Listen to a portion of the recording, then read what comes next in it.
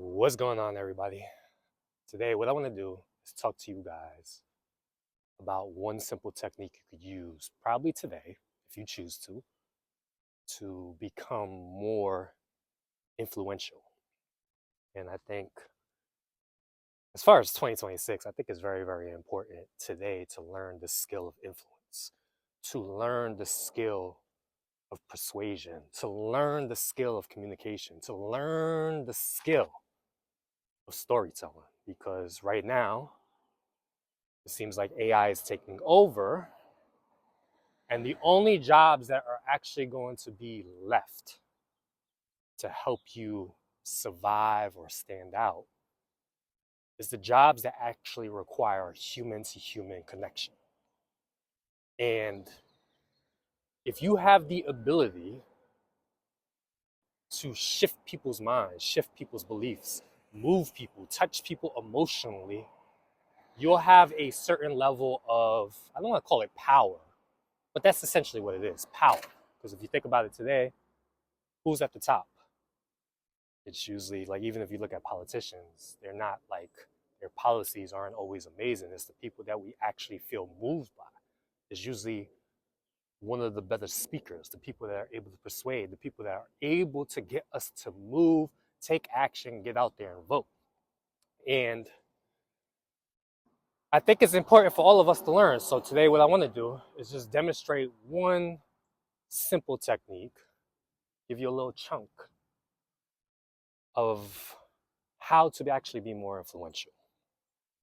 And of course, I like to always teach with stories. So I'm going to tell you guys a little story that actually happened today. Today, I woke up to maybe like 18 to 20 missed phone calls from my father.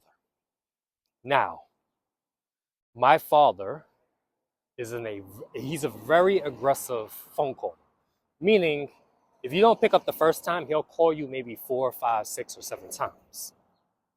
Now, he calls me and my two brothers usually every single day, particularly me. Why particularly me? Because I allow it. Not that I allow it, but I don't mind it, because I like the fact that my father actually calls me every day, because maybe about 3 years ago, he was in the hospital. We thought we were going to lose him. And from 2023 to 2024, he was pretty much a mute, meaning he had no energy to do anything. He didn't call anybody. He didn't go out. But now, he's super outgoing. He's super talkative. He travels a lot. He gets out there and he does some reckless things. But I'd rather him do some reckless things than be a zombie. Now, he calls me every day. However, my two younger brothers, when my dad makes a decision to call 3, 4, 5, 6 times in a row, they actually get very, very annoyed. And they will actually pick up the phone and actually tell him, like, why are you calling me 5 or 6 times? Like, what's your problem? Now, the issue with my father is my father could go from left to right real quick, meaning if you say anything to him, if you tell him you have an issue with anything he does, he would immediately just stop it. So meaning, if he's going from calling you a lot and you say one little thing like, hey, why are you calling me at 11 o'clock at night or 5 o'clock in the morning or 2 o'clock in the morning? Why are you calling me? He will immediately just shut down and not call at all. And it's something my father has to work on, but he's older and I'm not the person to try to get him to change, because my father doesn't want to change. However, my dad did something to me once, because there was a point where maybe even myself, I was getting a little annoyed that he was calling me at 2 in the morning, 4 in the morning, just random times. But what my dad did was this influencing technique, this persuasion technique that he used on me. And he did it really, really cool. And I didn't notice he did it until like maybe a couple of days later. He did this thing where he took me out. And as he took me out, we went out to eat. And he said to me while we were eating that, I know of my 3 boys, you're the only person that doesn't mind. I could call you at any time. And just by him simply labeling me as somebody that he could call anytime and getting me to actually agree in the moment, getting me to actually say yes, I found that I was more agreeable, that I started to be more okay with the random phone calls. So even today, when I woke up to like 18 phone calls, because my dad has labeled me as a person that he could call anytime, and I agreed to it, I said yes to it, it made me he influenced me, he moved me. Now, that wasn't probably his intent, but he didn't realize he did it. But it's a technique called you label somebody. And what happens is when you label somebody and you put a label onto somebody, if we actually respect the person across from us, if the person has value to us in our life, we feel the need to abide by that label. So I'm going to show you how I used it. So recently, it was last Wednesday, I went to a water park with my girlfriend, my sister-in-law, my mother-in-law, my father-in-law, and my sister-in-law's 2 kids. Now, the kids are 6 and 3. They're probably the most fun I'll ever have hanging out with these kids. I love hanging out with these kids. These kids love hanging out with me. They call me Uncle Eagle, because I have an eagle on my chest. They've been calling me Eagle ever since. And they knew that Uncle Eagle was going to be the one to take them out to the water slides, the water park, the waves, the pool, do all the fun stuff. They knew that it was going to be Uncle Eagle that was going to be with them the whole time. And I'm okay with that, but at the same time, it's a little nerve-wracking. You got a 6-year-old and a 3-year-old. They're small. And what happened was I took them out. It was just me and them 2. And I gave them like a life vest, the little yellow thing you put on so they could float. And what happened was the 6-year-old, her name is Samara, she ran into like the wave pool, where it's basically a big giant pool, but it's like a giant wave that comes and you could get sucked into the wave. Now, my biggest fear was these 2 kids like to separate. They like to go in opposite directions. So me being by myself and watching them is a little scary, because I have to keep them together. So what happened was Samara goes into the wave pool and Zamir follows. Zamir is the 3-year-old boy. And within maybe 45 seconds, Zamir gets pulled in by the wave pool and gets sucked under the water. So the wave grabs him, sucks him under the water. He's under the water. I go in. He's under the water for maybe 3 or 4 seconds. I go in. I grab him. I pick him up. He's crying. He's scared. Like he's petrified now of the wave pool. Now, Samara, the 6-year-old, she constantly just wants to go out further and further, deeper and deeper. She just wants to do her own thing. So I had to grab her, and she was like, "Uncle Eagle, let me go." And this is what I did to her at the beginning of the day, the start of the day, the start of our little journey at the park. I said to her, "Hey, your brother's scared. He got sucked under the water. You're his protector. You're the one that's supposed to always be looking out for him. Would you agree?" She said, "Yeah, I protect Zamir." I said, "So you need to look out for him. And your mom, your dad, grandpa, and grandma, they all depend on you to look out for Zamir." And she said, "Yeah, I know." And just by me simply doing that at the beginning, just by labeling her as Zamir's protector, the rest of the day, and we were there for like 12 hours, every time she would go somewhere, she would turn around to make sure that her little brother was right behind her, just because I labeled her as the protector.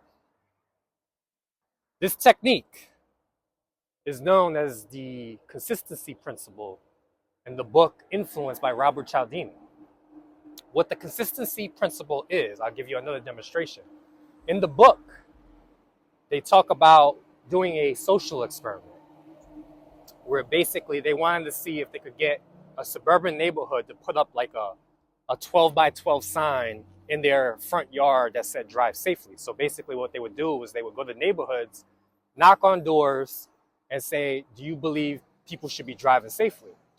And of course, everybody said, "Yeah, I think people should drive safely." And then they would go, hey, would you mind putting this big old sign in your front yard? For the most part, everybody said, no, you're not putting this big old sign in my yard. Now, they did this in one neighborhood. However, they also did it in another neighborhood. And in the other neighborhood, they got about 80% of people to actually say yes to putting the big old sign in the yard. Why was this? The reason why was because 2 weeks prior, the neighborhood that agreed to putting the big old sign, 80%, 2 weeks prior, they asked them if they would mind putting a little sticker on their window that said drive safely. And just by getting them to agree to that little action of agreeing to put in the sticker on their window, 80% of them, for the most part, agreed to put in this big old ugly sign in their front yard. So what they did was the scientists, the experimenters, they got them to agree to a certain identity. The people who agree to driving safely, because you agree to drive safely, you feel obligated to say yes to the big old sign because you don't want to feel like a liar. It's the same thing my dad kind of did with me, where he labeled me as a person who he doesn't mind being called at random times throughout the night, even if I kind of do. It's the same thing I did with my little niece. I told her, like, hey, you're Zamir's protector, right? You need to look out for him. You need to protect him. Just by doing that one little thing, and Samara's a wild child. She'll go all over the place. She'll get lost. Just by doing that, she felt the need every time she went somewhere to turn around and look for her little brother to make sure he was right behind her. So, this is something you could use on people. You could try it today, but what's more important, as opposed to trying it on other people, is try it on yourself. What do I mean by this? You could do the exact same thing with yourself. For instance, me, a person who makes videos on the internet, I've been making a lot of these talking videos where I just talk to the camera. I say things about spirituality, say things about letting go, say things about releasing stuff, say things about being present. Just by me simply making these videos and putting it out on the internet, I feel the need to remain consistent with that identity. And it's something really cool. The more I make these videos, because I do listen to these videos, I make these videos, I listen to them, and I say, I have to abide by this. And it's not so much I put pressure on myself to abide by this, but I want to abide by this. The stuff that I'm preaching, I don't want to be a hypocrite. I don't want to be a hypocrite. Because a lot of times I could say stuff and I'll be like, oh, I'm kind of being a hypocrite. I catch myself when I'm being a hypocrite.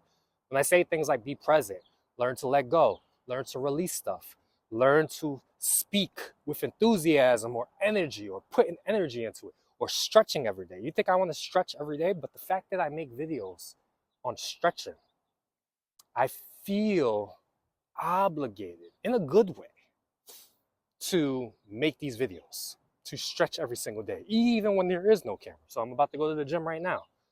I'm going to do my Chinese grandma moves, my stretching moves. I'm going to work out a little bit. I don't need to record this. I don't need to record what I'm about to do in the gym. I feel that I could do it without the camera. So it's a very, very simple tactic you could use. You could try it on your friends. Be gentle with it. Don't be manipulative. It's all about intent. Remember, persuasion is win-win. Manipulation is win-lose. What's the difference? Persuasion means when you get somebody to do what you want, they're also winning by doing it. Manipulation is win-lose, meaning, because people get messed up between manipulation and persuasion. Manipulation is you get somebody to do something that's not in their best interest. The only person who is winning is you, and the other person is actually losing. So just remember the difference. It's all about intent here. But I really, really suggest you try this simple technique. I thought I'd share it with you. I hope you enjoyed it. If you got value from it, please just leave any feedback in the comments. Let me know what you think. Peace.